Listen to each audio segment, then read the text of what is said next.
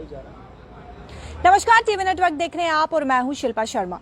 महाराजा हरि सिंह के जन्मदिन की छुट्टी तो मिल गई। जम्मू निवासियों के लिए बहुत खुशी की बात है।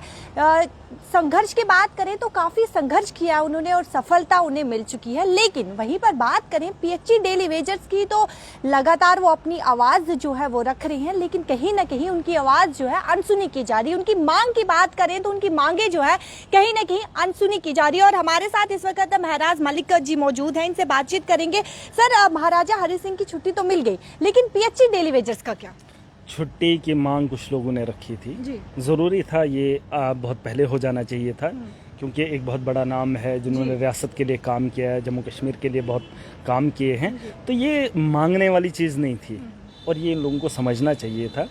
ये तो बीजेपी को खुद गिफ्ट में देना चाहिए था। बिल्कुल नहीं, गिफ्ट क्यों, मतलब सत्ता में है, कर सकते हैं, ये कौन सा बड़ा मसला है। छोटे छोटे काम, छुट्टी रखना ये बड़ी बात नहीं है। जहाँ 2 साल जो है हम घरों के अंदर कैद रहे, जहाँ छुट्टियाँ ही लोगों ने मनाई, बच्चों ने मनाई, ये इतना बड़ा इशू नहीं बनाकर इसको जो है पॉलिटिक्स इस पे नहीं होनी चाहिए। देखिए, सियासत अगर करनी है, जश्न मनाना है, जैसे मैंने रविंद्र रैना को देखा किसी की चुम्मा चाटी या गले लगा रहे हैं, ऐसा नहीं होना चाहिए। यार छुट्टी है तो दे दो, उन लोगों ने काम किया, बलिदान दिया, उसके खिलाफ कोई नहीं है। लेकिन जो काम आप लोगों को करना चाहिए, जिसका आपको क्रेडिट लेना चाहिए, वो जो सड़कों पर लोग हैं, जो कैजुअल लेबरर्स हैं, जो बेचारे अपने कपड़े फाड़ रहे हैं, जिनके बच्चे मजबूर हैं स्कूल में एडमिशन लेने के लिए।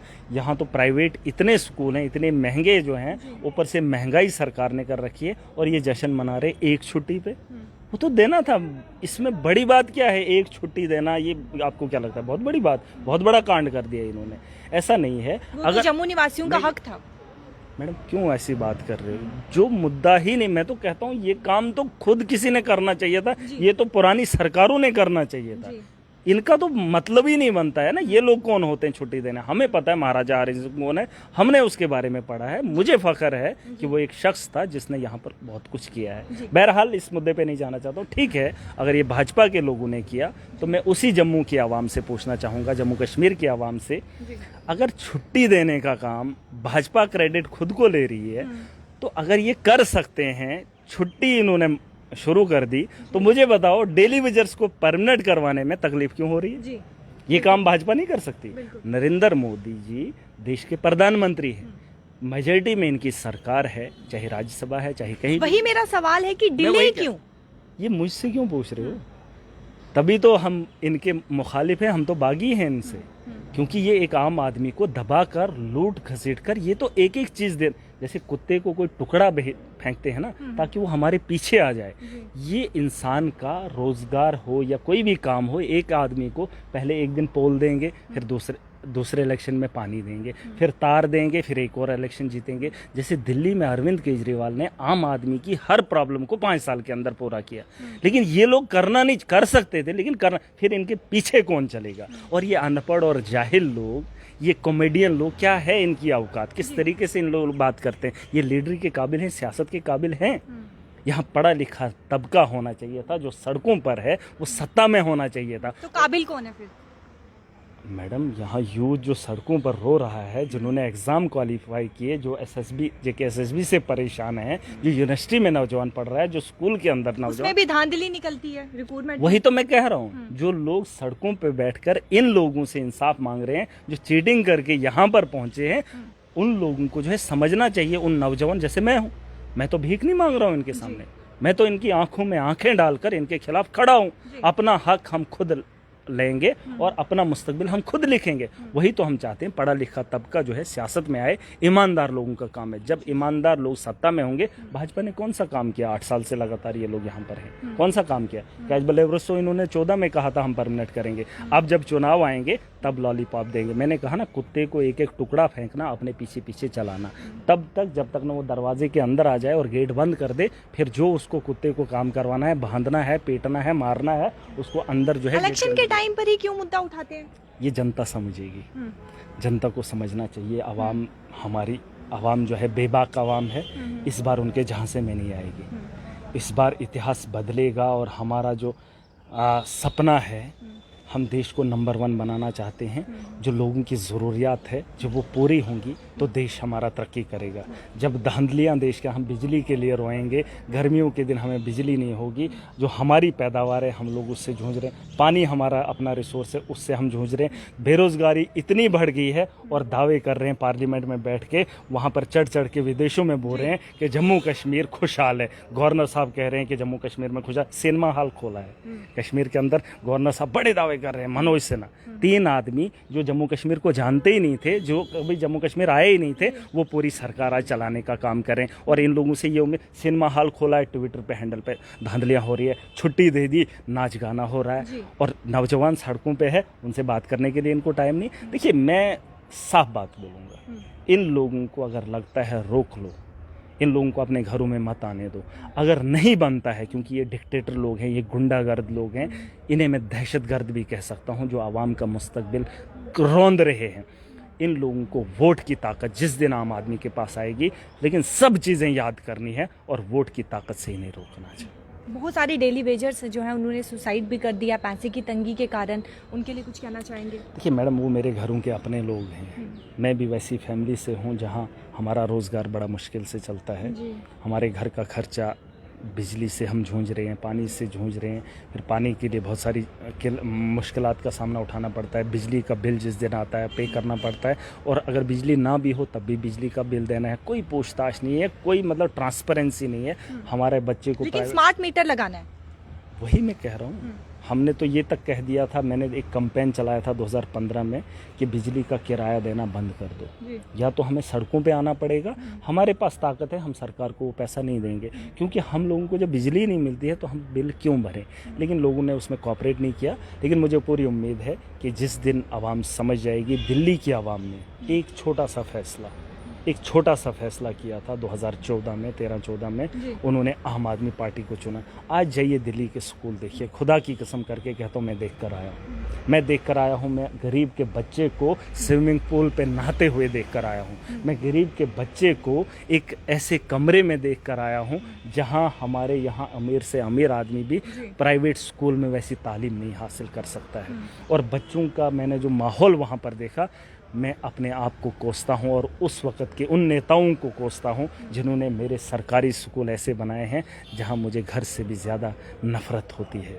मतलब ऐसा स्कूल बनाया है, हम घर से जाते, क्योंकि यहाँ गरीबों के घर आप देखेंगे वहाँ मुश्किल होता है, लेकिन सरकारी स्कूल वो जो दिल्ली में हैं वहाँ फ़ख्र से आज कहते हैं कि दिल्ली जैसी राजधानी में, वहाँ के लोग कहते हैं, वहाँ के बच्चे कहते हैं फ़ख्र से, हम गवर्नमेंट स्कूल में पढ़ रहे हैं। तो बदलाव नहीं आएगा जब तक नहीं इनकी सोच को ख़त्म किया जाएगा, इनको रोका जाएगा। बहुत सारी चीज़ें हैं जिनसे आज भी हम महरूम हैं, और इनके खोखले दावे, मैंने कहा 3 लोग जो हैं, जो एक बिहार का है, एक और कहीं का यूपी का है, वो जम्मू कश्मीर को चलाने का काम कर रहे हैं। सिनेमा हॉल खोल दिया, ढिंढोरा पीट दिया हमने, कश्मीर के अंदर सिनेमा हॉल खोला। एक चीज़ मैं बताऊँगा, कश्मीर के लोग, आज का जो तबका है वो सोशल मीडिया के साथ जुड़ा है, एंड्रॉयड फ़ोन चला रहे हैं। आपको सिनेमा हॉल खोलने की ज़रूरत नहीं है, आज डिजिटल ज़माना है, हर घर के अंदर सिनेमा हॉल पहले ही से खुला है। आप कौन सी तरक्की ये बता रहे? हाँ, अगर फ़ोन नहीं होते, सिनेमा हॉल खोला होता तो यकीनन मैं कहता उससे ज़्यादा तो घरों के अंदर जिन बच्चों के पास स्कूल पढ़ने वाले बच्चों के पास एंड्रॉयड फ़ोन है, सिनेमा हॉल में आप क्या दिखा रहे हो? आज टीवी का कोई इस्तेमाल नहीं कर रहा है, सिनेमा हॉल कोई नहीं जाता है, वो शौक से जाते हैं, कपल्स जाते होंगे या कोई और जाता है जिसको काम धंधा रेस्ट लेना होगा, लेकिन ज़्यादातर सोशल मीडिया का इस्तेमाल होता है। हर घर के अंदर सिनेमा हॉल है। इसी में मैं आपसे सवाल पूछना चाहूँगी कि जिस तरीके से सिनेमा हॉल जो है वो खोला गया है, तो क्या लगता है आपको कि कश्मीरी पंडित जो है, वहाँ पे लोग जो हैं, कश्मीर के लोग जो हैं, क्या वो खुश होंगे? देखिए, अगर डेवलपमेंट की बात करेंगे ना तो सब लोग खुश हैं। ले दे के क्या चाहिए हमें? जम्मू कश्मीर को ज़मीन से उठाकर तो किसी और जगह ले भेजा नहीं, यही ज़मीन रहेगी, हम ही लोग होंगे, जो नस्लें आनी हैं वही आएंगी। राज में जो लोग हैं, जो सत्ता में लोग होंगे, उनसे यही उम्मीद है कि वो लोग हमारे लिए कुछ करें। जैसे मैंने कहा 370 था, हम तब भी उस चीज़ों से महरूम थे, हम तब भी शिकार थे, आम आदमी तब भी पिट रहा था। अब 370 नहीं, अब ज़्यादा हो रहा है।